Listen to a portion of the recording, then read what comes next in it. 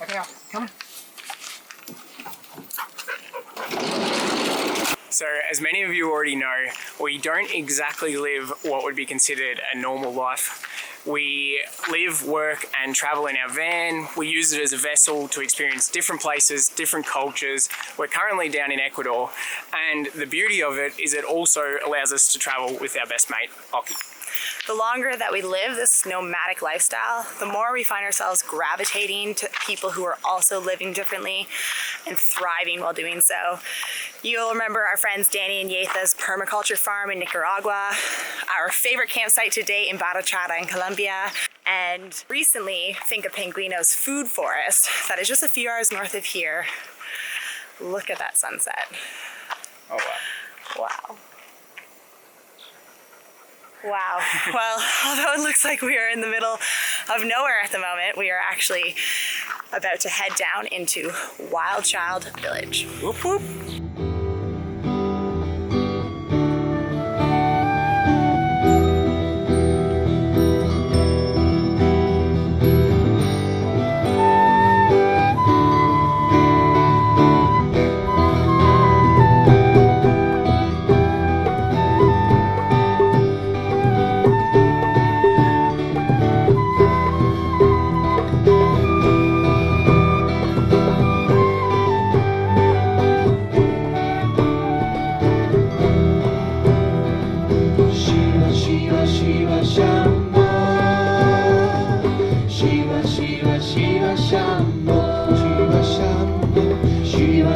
Shiva Shambho, Shiva Shambho, Shiva Shiva Shiva Shambho. Oh, good morning. Yeah. This is Rio. Say hello. Welcome to Wild Child. We have been here for almost a week now and are really getting our zen on. We have been meditating, stretching, eating good food, nourishing our bodies, and really soaking up the beautiful environment, the family style of living here. And as Mark said, we really already feel part of the family and we never want to leave. So we're very excited to share this place with you today. It's going to be hard to go back to living and cooking for ourselves in the van because they make epic food here. Wait, hold on, actually. So we have traditional sweet plantains, vegan cheese. This is a roasted garlic tomato salsa, guacamole, extra crispy hash browns, some really yummy, like a healthy oil-free version of refried beans, some eggs, and tortilla. Thank you so much, Pleasure Mama, for always providing. Allow this food to give us energy, make us happy, fulfill us with bliss and joy and vitality. Aho.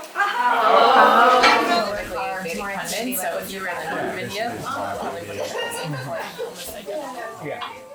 When Brett and I first started dating, like within the first 3 months of us dating, he told me about this place. He's like, hey, listen, I have this beautiful land in this epic place called Ayampe. I want to go there and create this dream. It was so vague, but it was amazing, you know? And he's like, do you want to come with me and do this crazy thing and go build this amazing place? And I was like, I'm so in, like, let's go. And within the next, like, 3 to 4 months, like, we were on our way here. And so did the vision for what you wanted the place to be, was it already there then, or has that vision evolved as it's kind of come about? Well, I kind of had a vision for it after doing directing and editing this film called Future of Energy, and it was about sustainability, and I just had this like vision of creating something kind of out of the box that people could come and have an experience and learn about sustainability and just like be able to take something back with them, you know, to wherever they live. And I was really looking at like Native American teepee design and triangles, and just came across these designs from this architectural firm called Penda. And they were just so unique and so cool, and it was just, I kept going back to them even though I'm like, no, like find other stuff, and just kept coming back to them. I just reached out to them, and it was like an award-winning design that they had done for some contest, and then kind of just got shelved. They never even built it. so I reached out to them. They were super excited, and they jumped on board, and they actually redesigned it a little bit more because I told them exactly what I wanted to do. They reinforced everything, and voila. How specifically did you choose Ecuador? Because obviously there's the whole world out there to choose where you're going to go.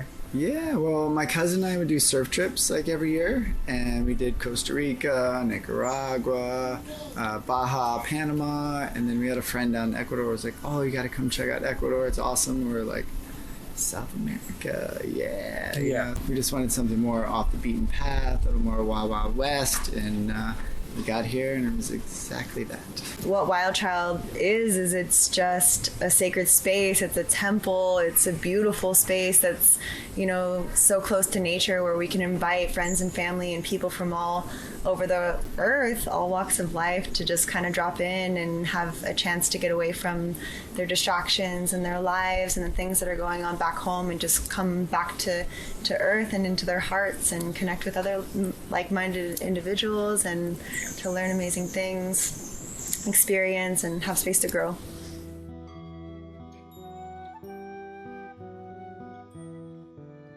So something very special and exciting is happening. Max is a little bit nervous, but for the first time in 3 years of letting his hair grow wild, he's getting his first haircut. Oh yeah, they're just jealous because they're bald. I'm seeing a few locks hit the ground. Max, Jill, how's it going? It's going good. Yeah. Hey Jill, do you want to repeat what you just said for the camera? I did not say that I need to be a man with long curly hair. She said that she thinks most North American men, it's a shame that they cut their hair so short, and long curly hair is the way to go. I'm sure some people are rejoicing that this is finally happening, but I'd like to think there's a few people out there that are a little sad. So We're just taking a little bit off the ends. Yeah. And Jill, you're actually a hairdresser. You're not just the first person we've selected.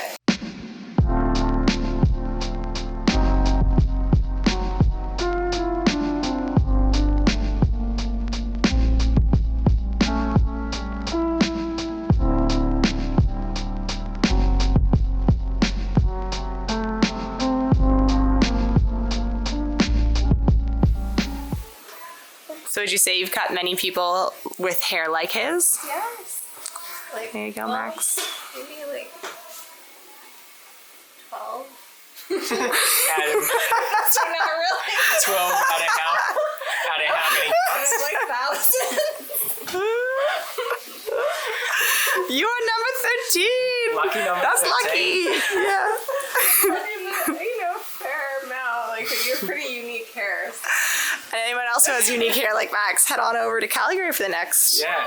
Are you booked out? Are you booked out your whole time? I'm booked out like a month in advance, but Yeah. there's always space. This time, Calgary. Yeah. Or you can come to Wild I'd Child. make time if Max referred you. Use the discount code HOCKEY. Amazing. How do you feel? Like a new caveman.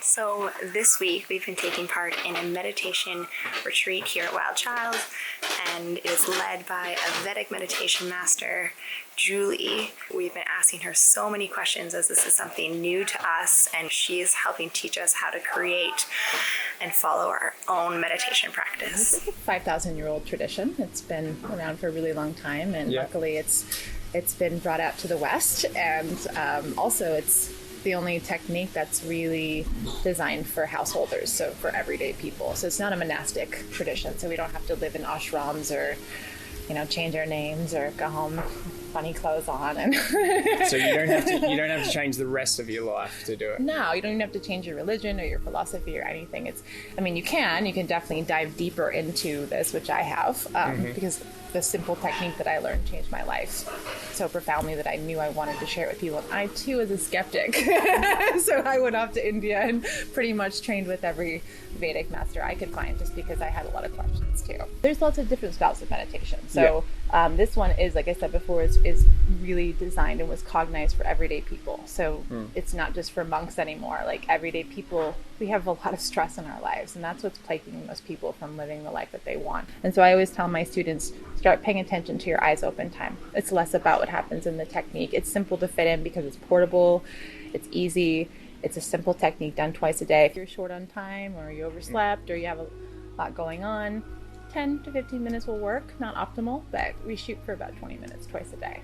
And you're saying around that you can still drink, party, smoke, you know, whatever you normally do? You can be human, absolutely. I don't encourage people to like smoke a blunt and then meditate, but it can be done. You know, if I told you stop drinking alcohol, stop doing this, then it becomes this rigid thing again, and that also pulls people away from it. But I found for myself and a lot of people I've worked with, any kind of irrelevant behavior starts to fall by the wayside anyway, because you just start to feel better, and you're like, no, I'd rather wake up early and have my practice and not be hungover, or I'd rather, you know, just it becomes easier not to do those things.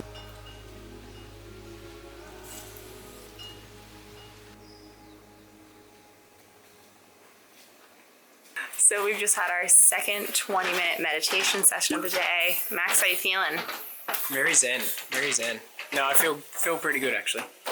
Now we're going to take you up to the top floor of the structure, which is my favorite floor. It is the yoga room. Kylie's going to lead us through a nice yin session, I believe. So the final staircase up is kind of steep, but Oki tends to still defy gravity and just choose to go up anyway. Buddy, it's your choice.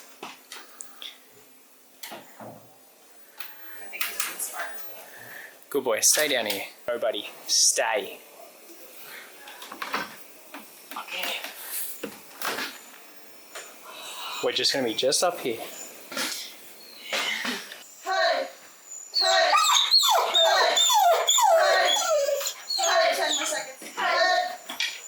Buddy, no.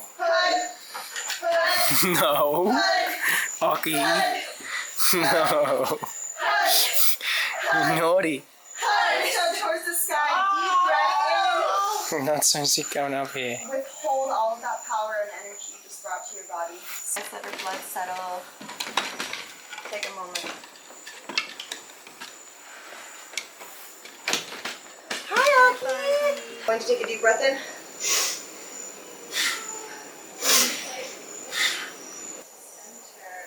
Okay, so we are going to go into our last breath before we rise up to our yin asana.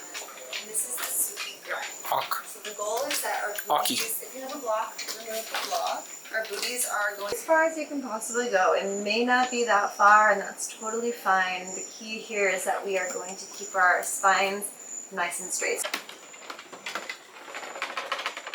What if we're living in a fantasy? Some world that I could only dream. New colors bursting out of every seam. A hidden land for you and me. I feel like we're at the point where it's like we want to share this adventure with you and with everybody and just bring more epic human beings here. We're so inspired and just super activated and just looking forward to sharing their journey with you guys. So You heard right, guys. They are starting a YouTube channel. We're going to link it in the description to this video below. Please go over, check them out, hit that subscribe button. We're super pumped to follow along, and I think it's going to be quite the journey. Woo, me too! Okay, up.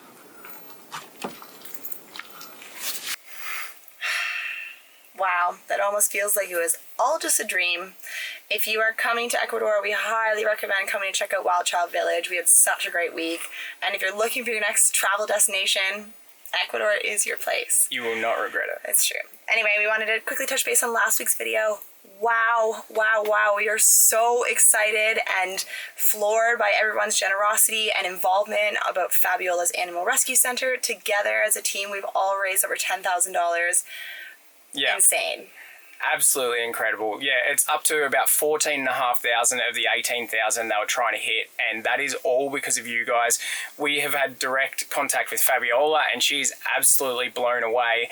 She's just so grateful to all of you, and she wanted us to pass that on. They also told us that they're going to keep us updated with the rebuild as it happens, so we're going to keep you guys updated, because really, at this point, the rebuild is going to happen because of everyone that watched last week's video and decided to share her story and also donate. So thank you so much, guys. And lastly, Uli, mate, I hear you want to be a paramedic and a YouTuber. That's freaking awesome. We wish you all the best, and yeah, just keep on rocking. Don't forget to subscribe to Wild Child. Oh yeah, We'll link subscribe it right to after Wild this Child. video. If you haven't already, subscribe to us. Hit the like button if you feel like it, and we're going to see you next week. Who knows where? Who knows where? Then. Bye, guys.